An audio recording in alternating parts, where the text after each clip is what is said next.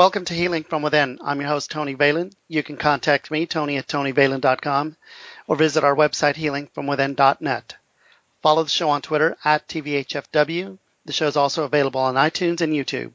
Just search Healing from Within with Tony Valen or look for the Tony Valen channel on YouTube. Let's check in with one of our previous guests. This is Sandy Reevy, creator and founder of Intention Beads. On behalf of Healing from Within with Tony Valen here on Blog Talk Radio with my segment, Peace and Bead Well. Today I'm talking about the new moon in Taurus at 27 degrees. You may have heard that the perfect time to set an intention is at the new moon each month. That's correct, and that's what we shall do. I invite you to join me by logging on at this exact moment to my webinar.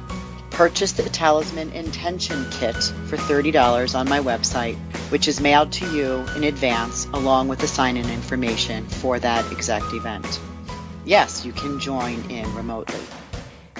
Event night is on Monday, May 18th at 5:37 p.m. Central Daylight Time.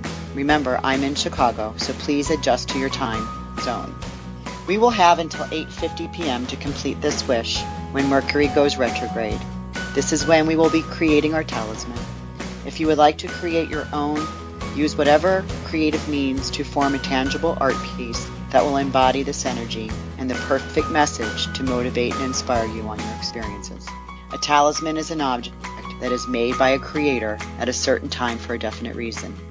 Now, this new moon is actually occurring on Sunday, May 17th at 11:13 p.m. Central Daylight Time, but is immediately void of course. When this happens, our intentions do not manifest as we wish. A void of course moon means that the moon is not applying to a planet before it moves into the next sign. The other key element here is that Mercury is stationing to change direction and go retrograde in a couple of hours. We find ourselves between this void of course moon and the retrograde Mercury, so our timing is critical on this. So that's why we will move forward on Monday, May 18th at 5:37 p.m. The intention is to communicate effectively. The affirmation is, I express my feelings to others that are rational and with purpose. Use these words or similar ones to write your intention and affirmation. Sit in meditation and focus on how this feels and looks. By repeating your affirmation over and over again, you will embed this into your subconscious until after time your conscious mind will follow the intention. This is manifestation. So on this day and time, please join me to make your personal talisman.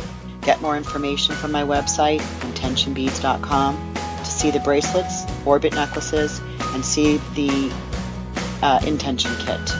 This is Sandy Reevy on behalf of Healing from Within with Tony Valen here on Blog Talk Radio. Until next time, listeners, peace and bead well.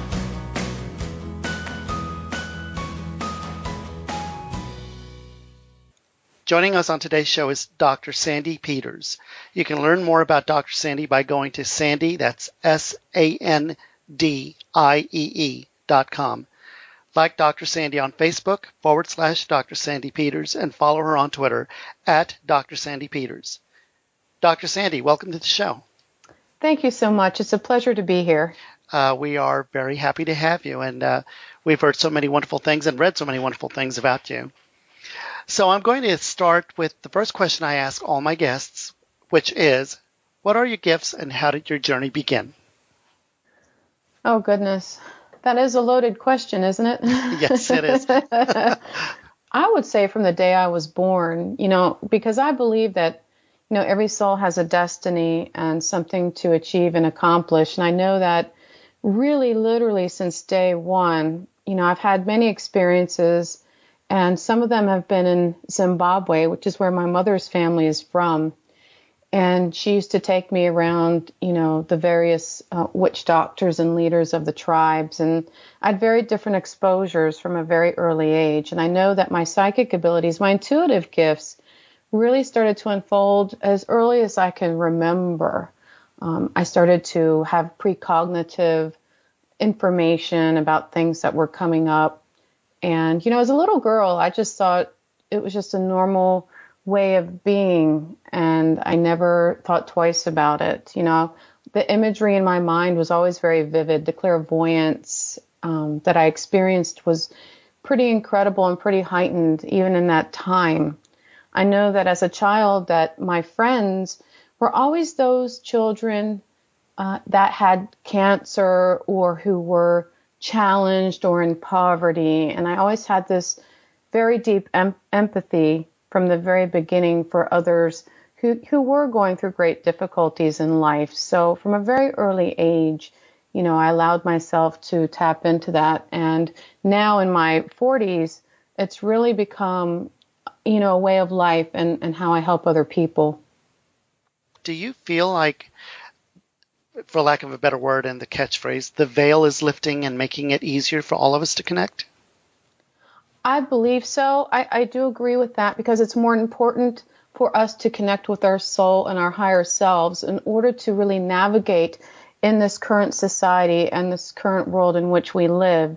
So I believe that we are tapping into our souls. We are tapping into the higher realms, the spiritual realms, because we need to start really seeing the bigger picture of life and what the soul is all about, what our destiny is all about, what we're here, why we're on this journey, what we're trying to achieve and learn, and what we're carrying with us when we do finally cross over into that other world, into the spiritual world, which I call home. Because this really isn't, this earthly plane is not our true home. It's a temporary home. And while we're here, we really do need to tap into that inner knowing, our abilities, our intuitive gifts that we all have in order to really lead a joyful life, no matter what the circumstances might be. You call yourself a paratransformologist. Can you please explain what that is and how do you work with that? It is a word that I have coined and trademarked, and it's really my unique title, and I'm the only one that has this title. And it's about what I do because I provide holistic health services that really integrate, a blend of Eastern and Western holistic philosophies and also techniques that I have created myself. And what I like to say about the title paratransformologist is that I transform people's lives and then I move them beyond that transformation into well-being, into everyday life.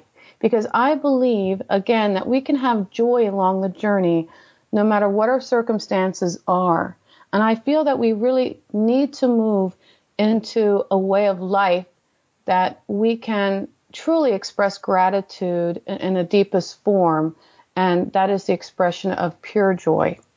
Dr. Peters, tell us about your experiences with the witch doctors. What did you learn from them? Well, as a child, I have very vague memories. I say that my soul actually has a memory of that time from a totally different cultural perspective from what we're used to, maybe here in the United States, of course, is that they were very universally accepting of me and of all people.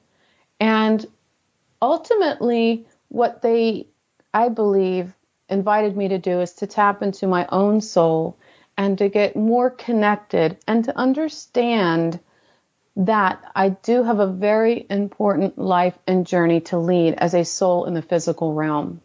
So I know that witch doctors, at least from the people that I know, and the way they normally view witch doctors is that they do spells and they, do all this stuff to do harm to people, but that's not the case, is that? That's really, no. And a lot of these are either myths or, something of that nature. My mother spoke fluent Swahili, and she still speaks some. She's here in the United States, of course, now. But she interacted with the native people of Africa quite a lot, and actually it was not our experience at all. And I think, before we start to judge one another or to just, take in, what somebody is saying without them really even having the experience of being in another country, I think we all need to be careful of that. And so I really think we can learn from each other. We all have something to offer. We all have something to gain if we would just set aside the differences and embrace what we're all about. And every single person on the planet has a soul. Every person on the planet really wants joy, ultimately, really wants calm and inner peace.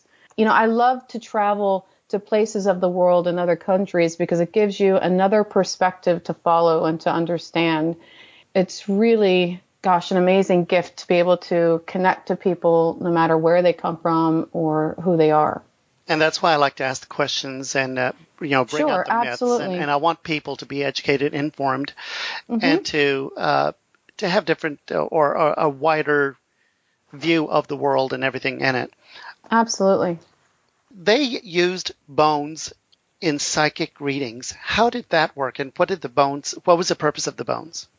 When he was doing that, it was from a child's perspective. And so, I wasn't an adult at the time, and I haven't been to Africa in some time. But I just want to bring this out because that was a good question anyways, and one that I wish I could completely answer for you. But one thing I wanted to suggest, too, is that the psychic readings that they were doing, for them, it's just a normal way of life.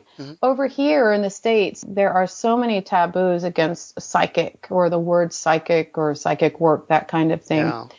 And we all have that inner knowing, that intuition, which is really a gift of the soul. And for them, it was very normal, and they all embraced it, and it was nothing out of the ordinary. Going back to one of your earlier questions, I think it's so important to embrace our intuitive gifts and to, learn more from what our higher selves, our souls, are trying to say to us. You already mentioned your visit to your mother's homeland, Zimbabwe, Africa. You also talked, or in the biography, you talk about your mother's nurturing of your abilities. How did she nurture your abilities, and what was that all about?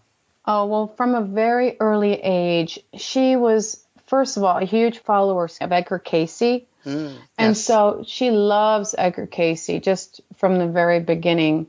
And in Africa, her mother, my grandmother Hart, she actually would keep a dream journal. And so she was very interested in what her soul was trying to tell her. And the soul speaks through symbols and often through dreams, which is quite fabulous.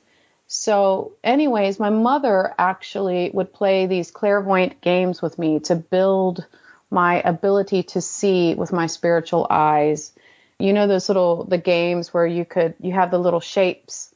She would cover them up with her hands and ask me, well, which shape is on the top? And then I would tell her. And if you can even go beyond the one that's really on the surface, that's like a precognitive knowing what's coming up or knowing what's coming next. So she would play these intuitive games with me, and without realizing it, she was really building that intuitive side of me, especially the clairvoyance. I'm very highly clairvoyant, and it's one of my dominant gifts because we do all have psychic abilities and intuitive abilities. Some of us have heightened areas, so you might be more claircognizant, clear knowing, more clairvoyant, clear seeing, or clairaudient, or clear hearing. So depending on what you've been using most of your life, that one might be particularly heightened. Right. You had some near-death experiences. Do you remember your first near-death experience and what you gained from that? Absolutely. Well, my first near-death experience, I've had two.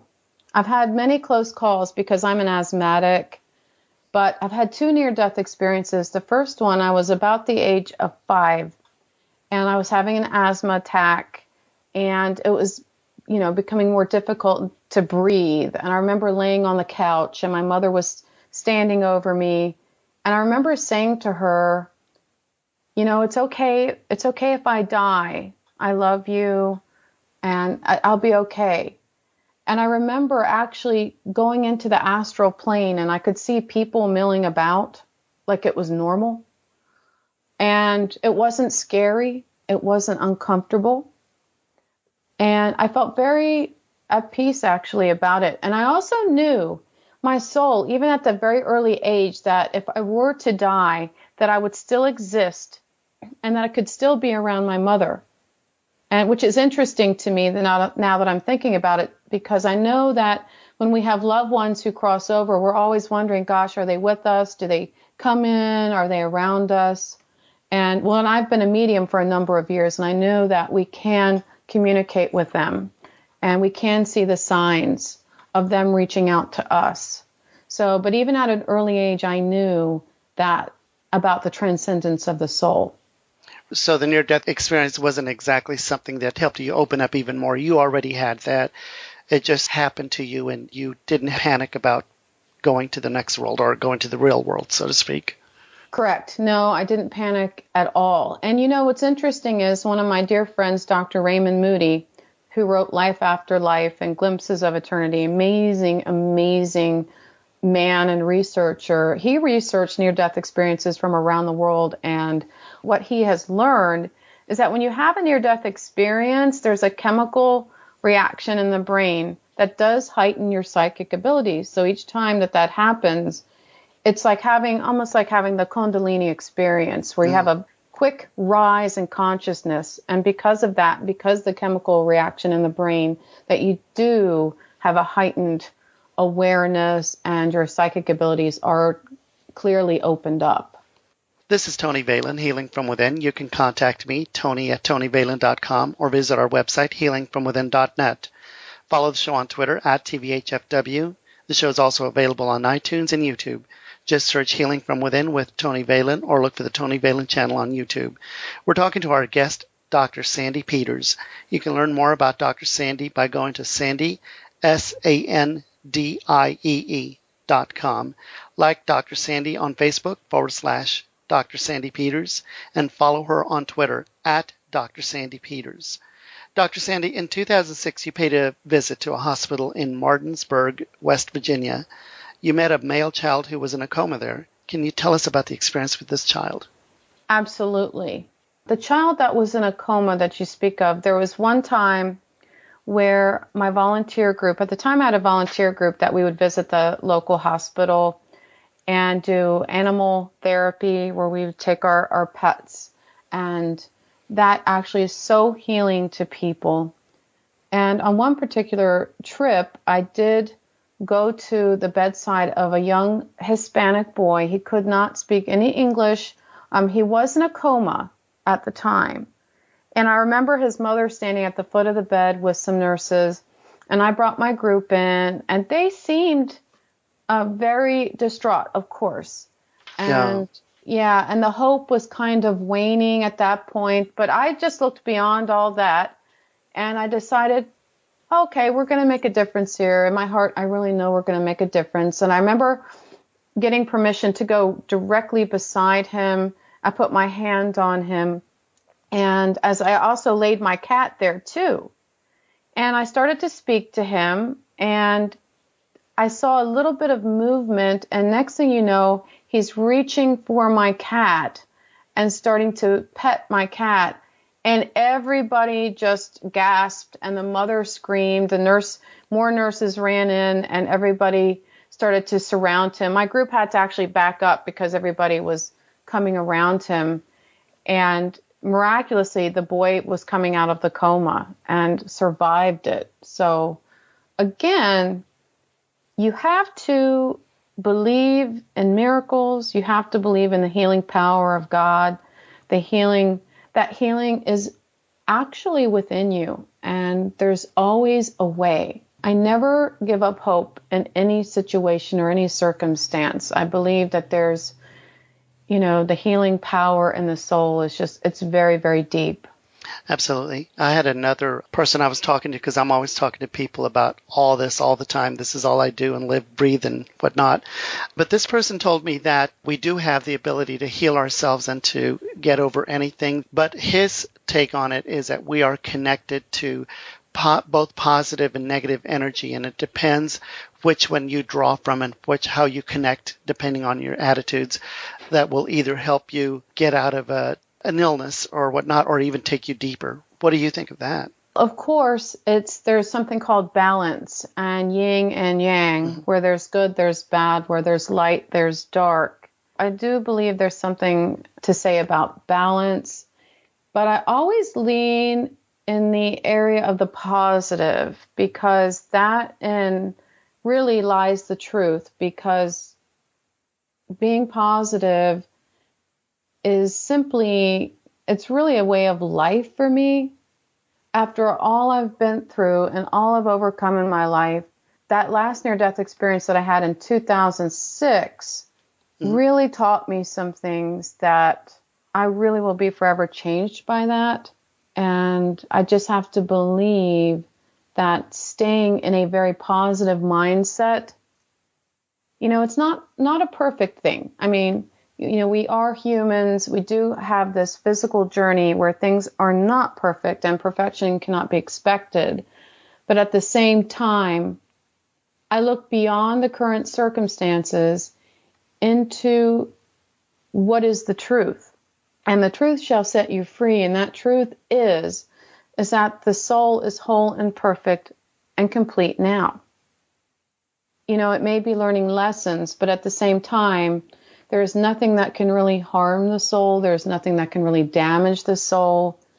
It's just simply that we're learning lessons. And while we're doing so, we can keep and maintain a positive mindset.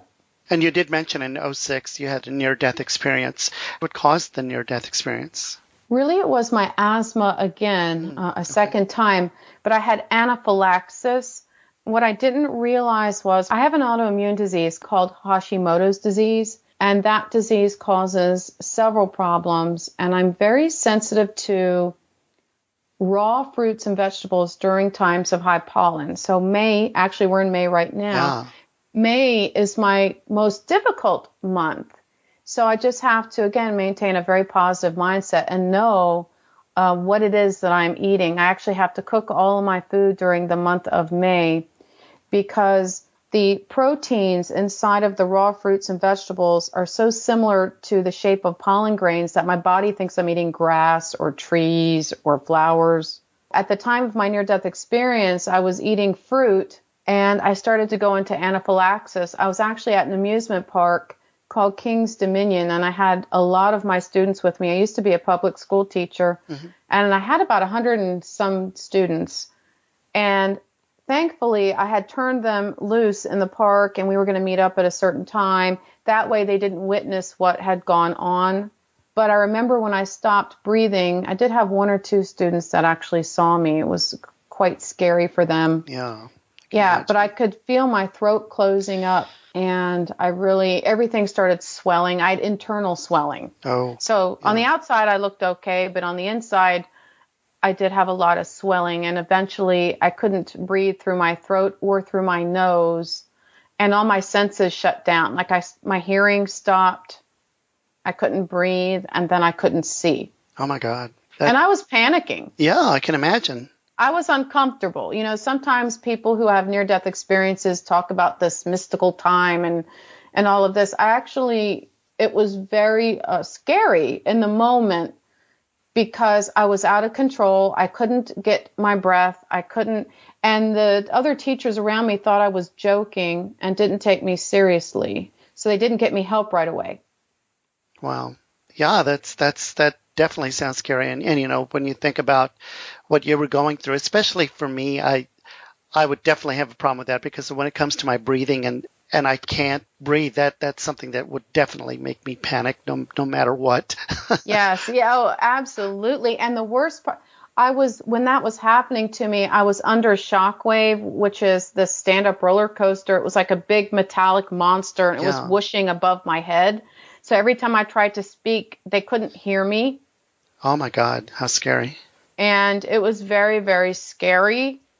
But eventually, when everything shut down and I felt like I was in this black tube, I couldn't see anything. It was like blackness.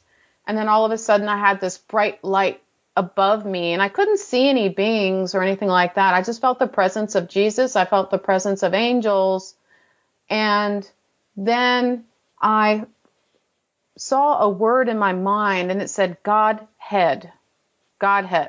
And next thing you know, it was like God was communicating with me through telepathy, through thoughts. And he impressed upon me something that was very transforming for me. I am a Taurus. I'm actually an Aries-Taurus cusp. I'm very stubborn, can be very stubborn. I am thankful for the Taurus, though, because it keeps me going, the steadfastness of it. Right. But Exactly. But the one thing he really wanted to point out and impress upon me was that I kept trying to control everything in my life. At the point when I had the near-death experience, I'd already had 2 science degrees. I was very steeped in science. I had forgotten about the spiritual side of me, so to speak, for a little bit.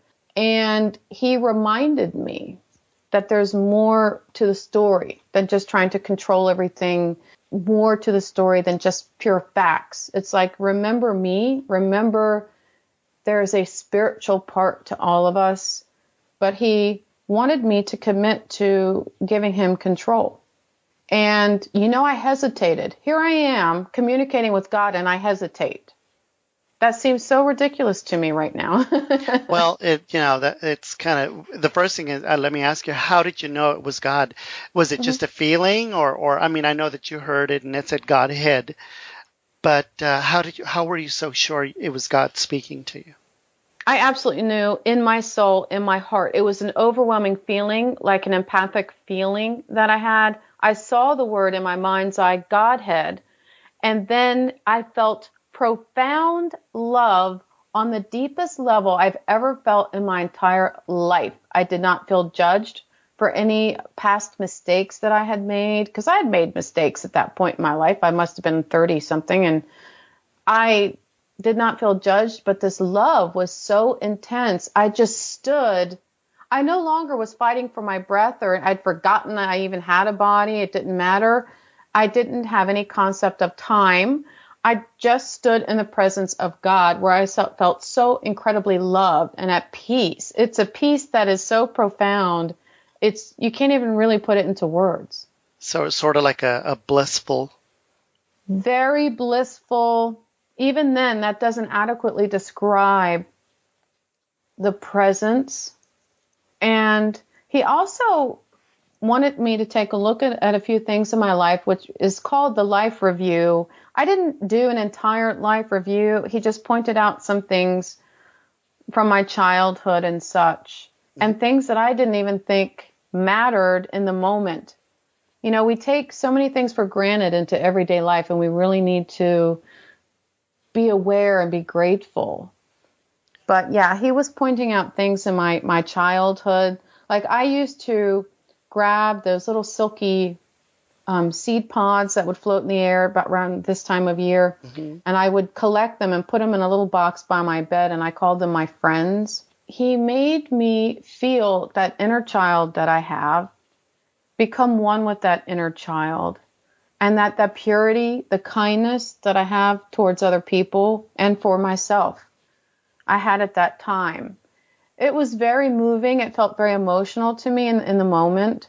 I think it's important for what I'm doing today. And I have so much empathy for people and the people my clients that I work with healing and such. I think it's very pivotal to who I am today. I felt myself eventually moving towards a tunnel. And again, I was in this blissful state. I felt incredible. I felt, wow, this is wonderful. I just want to keep going. I want to go toward God. I don't want to go back. And then I started to have a pull. I felt a pull back to the planet. I felt a pull back to my loved ones who are still here. And I looked back, and then God asked me again, are you going to relinquish control? And then I said, yes. And in that moment, I dropped back literally into my body. People were trying to save my life. An ambulance had backed up near the stone wall where I sat. And next thing you know, they were loading me into the back of it. I remember feeling a little disappointed. Yeah. Like, here I am. I feel sick. I'm having trouble breathing. And that entire summer, I still had swelling in my lungs, and I was on a lot of drugs to reduce the swelling. And for the first time in many years, I connected with my soul, and I even painted my first soul painting, which was my own, and I made my soul tangible, and that really transformed me in the moment. I'm like, this is my soul. This is me. This is my essence. There's more to me than this physical body that I need to pay attention to. It really awakened me to that, and also awakened me to my my spiritual and intuitive gifts that I now use with my clients on an everyday basis. Yeah, my life was forever changed, forever transformed for the better. Did life become really easy? Absolutely not, because God asked me to quit my job that I'd worked so hard to get. After all, I'd had 2 science degrees, a master's in teaching. I'd worked a long time to get to where I was. And he said, you need to quit your job. And I thought, well, I don't really want to. But remember the pact that I had made with him. I said I would relinquish control. Yeah. And wouldn't you know, when I said no to him, I actually ended up in the hospital. I actually was in an ambulance again. And then later on down the road, I was hospitalized in 2013 in the cardiac unit. Get this, when I was laying in the bed, all the doctors had left the room. They thought I had a heart attack, but it turns out I had very low blood pressure and I'd passed out. So when the doctors had left the room and the room was very dark, kind of dim, and I was laying in the bed, I heard in my mind, I heard God's voice, and he said to me, now that I have your attention, can you please eliminate all those things in your life that don't pertain to your purpose? And I thought, okay, here's another wake-up call. And would you also know, when I was hospitalized, they took me upstairs, the lady that was in the room next to me did have a heart attack, and she was recovering. And she looked at me, and we were alone, and she said, can I talk to you? And I said, absolutely. She said, I need to talk to you about a near-death experience. And I thought, here we go. Yeah. Yeah. I said, of course you can. But it's a very, very interesting. I made a pact with him, and it's a pact that I have to abide by. Yeah, and that story you just mentioned, there are so many people that tell me the same thing. But taking your story into what we're talking about, so you were a teacher at that time, and when that happened to you, I guess that's when things started changing for you, and you became more of a spiritual person and Yes. followed your purpose, not so much your job, but your life purpose. Absolutely. And what I didn't realize at the time, and I think this is true for a lot of people, so if you're listening out there, pay attention. Sometimes we don't realize it, but what we're involved in that moment in time in our life, it has everything to do with something you're doing today. So for instance, I had received 2 science degrees that I worked very hard to achieve. Now, I thought, well, goodness, I'm quitting my job as a science teacher. So now what is the science all about? Well, it turns out now I'm a holistic doctor, and it has helped a tremendous amount knowing about cells, the human body, how the human body operates. So those science degrees are very pertinent to what I'm doing today. And also the Masters of Art in Teaching, I do a lot of teaching. So those degrees are very important to what I'm doing today, not just for when I was a public school teacher. You and I basically have a path that kind of mirrors each other, because as a child, I also had a lot of experiences and a lot of things that didn't make sense to me back then, but I didn't follow that path, and I went into college, and my degree and everything is in finance and whatnot. But at the same time, it wasn't until now that I'm finally waking up to a new reality, and I'm feeling more sensitive, and I have a drive to give people information and talk to people like you, so that I want everyone to know about us and what's going on, that you're not alone, and to pay attention to everything that happens in your life, because everything is about something. Oh, absolutely. Absolutely. And I want to point this out too, because I think it's important for someone, but when I was a little girl and my mom would say, go play while I make lunch or something, and I would go off and play. And you know what I would play? And this is hysterical. I would pretend I was a business owner. And well, actually, my father, he was a police officer. He's retired now, but he had all these old tickets that he wasn't using. I would get his old tickets and pretend that I was writing up, like I was selling something, or I would just play business owner. Well, now I am a business owner. I'm an entrepreneur. So that is something that has been in my heart since day one. Wow. Yep, that's true. You mentioned soul paintings. What is that? That is making your essence tangible. I actually offer that as a service. I do an intuitive reading with somebody and tap into their soul, and then I put it onto canvas. So it's like a commissioned artwork. And they're all very unique. Oh my goodness. And with the painting, I actually give a printout of what each color means and represents for that person. And what I truly love about these paintings is that as time goes on, you will see more and more symbols in the paintings themselves. They continue to evolve. I've had so many people that have gotten these paintings from me and say, wow, I'm every day, I'm waking up looking at this. One of them, this was so intriguing. One of them actually, she took a picture of it and sent it to me. And you could see an angel charging on a horse.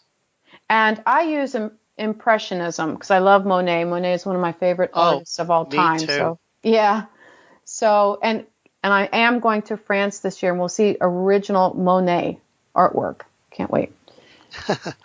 Just wanted to add that. But wonderful, yeah. But really, these paintings truly evolve over time, and they're symbols that actually are for you. They're for you, and they represent something in your life or something that's unfolding, something that's coming to pass. So they are very beautiful, I think, for each individual. During one of your media appearances, you met one of my friends, Sandy Anastasia. You had a connection with her. Tell me all about your experience with Sandy. Oh, yeah. And of course, I adore Sandy Anastasia. She came into my life several years ago. I'm trying to remember the exact time, but I don't remember the exact year. But we got to know one another, and I had a radio show for approximately 5 years on the Parax Radio Network, and I had her on a lot. We met on John Edwards' one of his shows on Infinite Quest called The Psychic Hour. And so we would do readings together. And next thing you know, I was flying to Florida probably about 9 times a year. And, I've taken all of her courses that she offers on developing your psychic gifts and psychic abilities. I actually teach the classes now and offer those classes. And I'm not sure how long I will be teaching them, but right now I am. And it's been so joyful for me because so many people, they are highly empathic, they're highly clairvoyant, or they have other highly developed intuitive gifts, and they don't know what to do with them. They don't know how to control them. They don't know how to navigate in life with them. And so these classes have truly helped, I think, other people learn to navigate on the journey using their psychic abilities. And that doesn't mean you have to be a reader. It means that you can be a physician and enhance your intuition. And I think that's beautiful. What made you become not just a student, but a teacher of the Anastasia system of psychic development? Well, I'm a natural teacher. I have a master's of arts in teaching, and I do have the heart of a teacher. It was just a natural progression. I know that Sandy she approached me during one of her seminars when I was there in Florida, and she approached me to teach. And she said, my guides are telling me that you would be an absolutely fabulous teacher, and I really think you should do it. I embraced it, and I moved forward, and so I am a teacher in her system, and I think that it's really benefited a lot of people, and I'm all about helping others, and I think too many people stick their head in the sand when it comes to talking about intuitive gifts, and I think that that's nonsense. I think we need to embrace that part of our soul. It's definitely in every soul. I really do believe that. You're also an author. Let's talk about Yesterday's Soul. Why did you write the book? And give us an overview. Sure. Yesterday's Soul's What They Want You to Know Now. That is a book, my most recent book. And I wrote that because so many people wanted to know more about the afterlife and what people, our loved ones on the other side, want us to know in our current life. A lot of times when our loved ones cross over, they reach out to us through signs and symbols, and sometimes we notice them and sometimes we don't. I want people to become more aware of them and be able to communicate love I took a lot of my own experiences. That's really what the book is based on, my own personal experiences with the afterlife and being a medium, mm-hmm. and the information that I've gained and insight that I've gained from my readings. And I've used that in the book so that people can learn about the afterlife and about how they're reaching out and about what they want us to know. And really the bottom line is that the soul is eternal. The soul is forever. Love is forever, just as the soul is. Mm. And so your loved one, when they pass, they're not gone. They're not done. They have continued on into the afterlife. And I know Sandy Anastasia would agree that they are still either working towards things, they're busy, there's so many things that they are doing. We have something in this life that's called a birth chart. So when you're born into this world, you have an astrological birth chart that makes up who you are. Well, when you die, when you pass on, there's also a death chart. And that can give us some glimpse and insight into what they're doing in the afterlife. And I know that's something that Sandy had offered too. So we're not done, so to speak. We continue on. And so the book really does explore what they want us to know now. What about your book, the other book you wrote, Butterfly Soul? Butterfly Soul is really a gift from my heart to yours. So whoever reads it, they're normally going through transformation. It's a book about my personal transformation, but I believe that when people read that book, they can identify with it. They're ready to read it. Their soul guides them to that book, literally. Butterfly Soul is really, again, truly a gift from my heart, and to help you with your own personal journey and your own personal transformation. Where can the listeners find these books, and how do they order them? They're both on Amazon. They're on lulu.com. Also on my own personal website. If you go to my website, I will sign the books for you with a little personal message that's really just for you. So if you go to my website, sandiee.com, sandiee.com, I will sign the books for you. You also filmed a pilot titled Beyond This. Give us the scoop on that, please. Beyond This, again, was a pilot that was created to give people hope into the afterlife, about the afterlife, the continuance of the soul. In the pilot, I spoke about my experience and experiences, actually. So that pilot was really about giving hope about the eternal nature of the soul. When was it done? That pilot was done a few years ago. I know that the producer is still pulling people into that and trying to still, get that one, out there and off the ground. Sometimes pilots are like, they're like babies, and it takes time. Yeah, that's what I was asking, because I was just wondering if it's still a possibility. It sounds very interesting. I think it does too. I know that he went to great lengths to actually trademark the title Beyond This, and nobody else can use it. So I really hope that he does something with it. And I believe he is, because I did reach out to him recently, and he's still interested in getting that one off the ground. So hopefully he will. So what's next for Dr. Sandiee Peters? So many things. It's kind of like springtime. So many things in bloom. Yeah. Yeah, I'm writing my third book, which I hope will help people navigate on the journey. So I'm writing book 3 right now. I'm also about to begin a tour, literally cross country, I know, making appearances. And so I hope to connect with so many people across the United States and overseas as well. And I have so many other things. I've just been nominated for the BIBO, the Beauty In, Beauty Out Award, which will take place in Las Vegas. And that's for women who have contributed greatly to the people of their community. And that is a very high honor. And I'm going to accept that award this September 19th in Las Vegas at the Palazzo Hotel.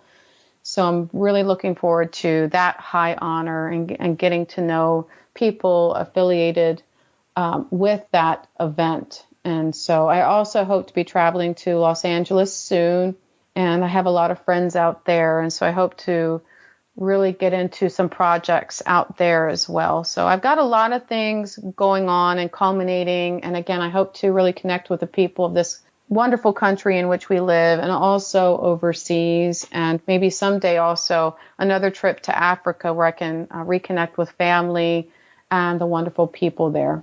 Well, if you're ever in Tampa, Florida, look us up. We'd love to meet up with you in person and talk to you in person. Absolutely. I definitely will. Yeah, I might make it to Tampa this year, so I'll definitely contact you. Oh, that would be wonderful. And when you finish your next book, let us know. We'd love to bring you back on and tell the listeners all about your new book. Perfect. And thank you so much for that opportunity and today's opportunity. It's a real pleasure to be here with you today. Well, thank you, and we thank you very much also. Our thanks to Dr. Sandiee Peters. You can learn more about Dr. Sandiee by going to sandiee.com, spelled Sandiee. Like Dr. Sandiee on Facebook, /Dr. Sandiee Peters, and follow her on Twitter @Dr. Sandiee Peters. You are listening to Healing from Within with Tony Valen here on Blog Talk Radio, airing Monday through Friday, 6 p.m. Eastern, 5 p.m. Central. Visit our website, healingfromwithin.net. Contact me directly, Tony@TonyValen.com. Please follow the show on Twitter @TVHFW. The show is also available on iTunes and YouTube. Just search Healing from Within with Tony Valen or look for the Tony Valen channel on YouTube. Thank you so much. Love and light from all of us here at Healing from Within.